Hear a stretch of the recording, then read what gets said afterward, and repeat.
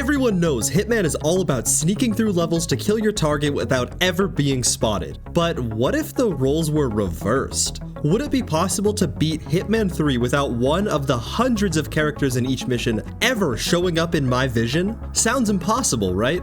Well, we'll see about that. Join me to find out. Unfortunately, due to the way the game is made, this challenge will only apply to the gameplay, since multiple missions in the game have starting cutscenes containing people no matter where I choose to spawn. So, let's start the first mission in Dubai, and I have two targets named Carl Ingram and Marcus Stuyvesant. I chose to spawn at the top of the tower disguised as a staff member. Instantly, I began looking at the floor and nearby wall to avoid making eye contact with the guy next to me. It may sound easy to avoid looking at people, but you have to keep in mind it also prevents me from seeing my targets as well. That means I can never knock someone out, shoot anyone, throw objects, along with plenty more restrictions. Luckily, poison is still in my arsenal, so by dropping some poison in the cup I spawned next to, my target Carl Ingram would eventually drink it and die. Also, for the sake of the video, I used a free cam mod to show the aftermath of my setup. I figured it would be a lot more fun to see them than for me to just tell you that they happened and hope you believe me, but don't worry, 47 never saw a damn thing. Anyways, to escape the room I spawned in, I looked right at the floor and made my way out of the building. Thanks to the insane amount that I play this game, I have most of the levels memorized like the back of my hand, so navigating without the minimap wasn't too much trouble. I still ended up occasionally catching toes in the peripherals, but it wasn't too big a deal.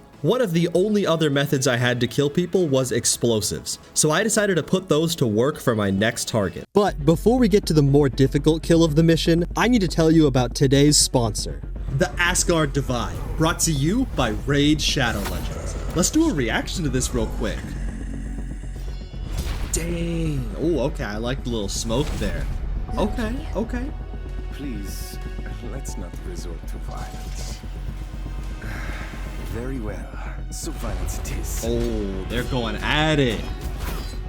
The Asgard Divide is running from August 21st to November 22nd, and players can collect 4 champions from Norse mythology: Loki the Deceiver, Thor Feyhammer, Odin Feyfather, and Freyja Fateweaver. My favorite is definitely Loki. Everyone can get the legendary champion Loki the Deceiver for free by simply logging into Raid for 7 days between now and October 23rd. You can earn even more by logging in an additional 7 days after the first period, and you can unlock the other 3 Norse mythology themed champions via in-game activities. In the Asgard Divide, players can also enter the Event Dungeon, a time-limited dungeon that sees you facing off against enemies and a boss. So don't miss out. On sign up, you will immediately get huge starter pack with an epic champion, Tagore. You can also get the epic Knight Errant after reaching level 15. So don't miss out.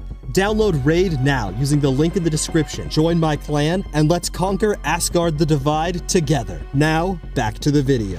One of the only other methods I had to kill people was explosives, so I decided to put those to work for my next target. I found I could navigate outside the building without seeing anybody and make my way to some rafters above the technician area. I already knew that at some point in the mission my target would walk underneath where I'm at right now, but I wasn't sure when. By restarting, I was able to check and find out he walked underneath me at exactly 7 minutes and 46 seconds into the mission. So I could toss an explosive underneath me and detonate it at exactly that time, killing my target and potentially some innocent bystanders. As everyone ran around in a panic underneath me, I stared firmly at the ceiling until everyone calmed down. Now I had one last thing to do, which was escape. Leaving missions is going to be quite problematic for this challenge, since exits will almost always be at the edge of the level and require walking through multiple people to access. Luckily, this time around it wasn't so bad. By going back the way I came, I can use an elevator shaft to make my escape and climb down to my next mission in Dartmore. This level had me quite worried, as not only would I have to kill my target Alexa Carlisle, but I would also need to steal a file from a safe.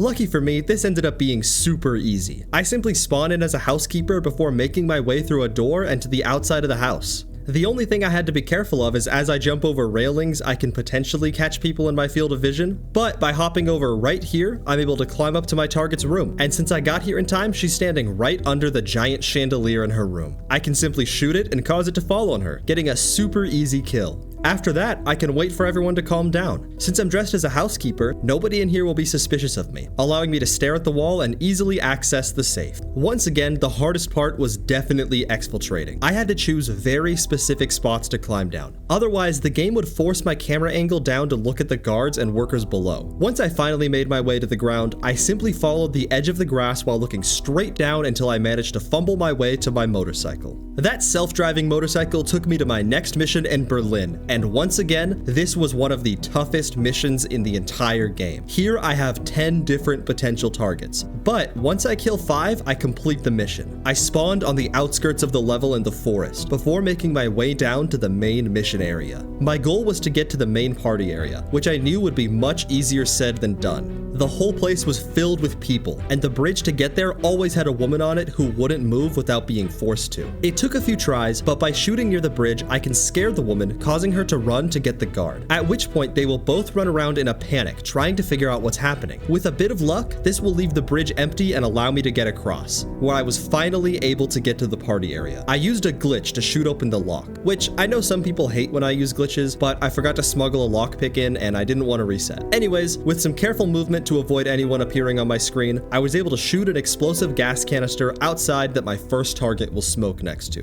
When he does, it will detonate and send him flying into the sewer below. I had to wait about 5 minutes for everyone to calm down, but once they finally did, I was able to follow the edge of the sewer system to reach my destination, which was the entrance to the biker hideout in the back of the map. There's a pipe here that takes me all the way to the top of the hideout. From here, I can toss an explosive duck through a door I know my target is standing near. He's the only possible person who can hear it from here, so by waiting a couple seconds and then detonating, I can guarantee a kill on a second target. I went back to the rooftop I came from and headed over to my third target. This time, I did my homework ahead of time and knew I had a target who would walk underneath a large construction cylinder. I'm actually not really sure what this thing is. Anyways, it's definitely big enough to kill him, and he walks under it at 8 minutes 57 seconds, securing me my third kill of the run. Now to get to my next target, and I have a bit of a problem. There's a guard who's very difficult to distract without accidentally seeing him. Thing is, there's no rule against him seeing me. The only reason I've been avoiding guards up until this point is because it's very hard to hide from multiple guards without seeing them. But just one guard is no problem. I can just walk past this guy and hop into this open skylight until he calms down, allowing me to be right next to my target without an issue. With everything set up, I toss an explosive duck towards my next target, but I'm not gonna detonate it quite yet. When I told you this mission required lots of setup, I meant it, because my final target is yet another extremely specific timing. By lining up my shot on this bag of bricks very specifically to avoid seeing anybody, if I shoot it at exactly 12 minutes 45 seconds, I can crush my final target before detonating the duck and finishing off the mission. If I detonated the duck earlier, my target wouldn't have walked under the bag of bricks at the right time since he would have gotten scared by the explosion. So that's why I did that in the order I did. Anyways, I waited for everyone to calm down and had only one hitch making my escape. There was one guard I wouldn't be able to get past, but luckily my targets dropped weapons earlier. By planting a weapon on the ground before creating a distraction, the guard would find the gun and leave to put it in storage, clearing me a path to escape on some random guy's bike. With the level complete, I was on to my next mission at a wine party, where I have 2 targets, Don Yates and Tamara Vidal. I spawned praying at a shrine, before quickly making my way up the hill to my first target, Dawn. There were quite a few guards dotting the hillside, but since some characters in this game practically never stop talking, it wasn't too hard to figure out where the guards were most of the time, and sneak my way up the hill and into the grass outside the Dawn's house. Then I simply made my way over to a pole that would lead me to the rooftop. As he's having a lovely chat with his wife, I pull out my explosive ducky, which promptly ends their conversation and secures me my first kill. Once everyone's calm, I make my way back the way I came, and this left me with the last and possibly most frustrating target in the entire mission, Tamara Vidal. There was practically nothing I could do to isolate this woman. She was always accompanied by both a bodyguard and my friend Diana. If she dies, the mission is an instant failure, and on top of that, this mission takes place at a highly crowded party, so the only places I can move freely are the outskirts of the map or the underground section with relatively few people. Lucky for me, there is just one moment Tamara walks in the underground section of the map. This room with 3 guards in it. Accessing the room down here isn't too difficult. I shoot another lock because I don't learn my lesson and forgot to smuggle a lockpick again,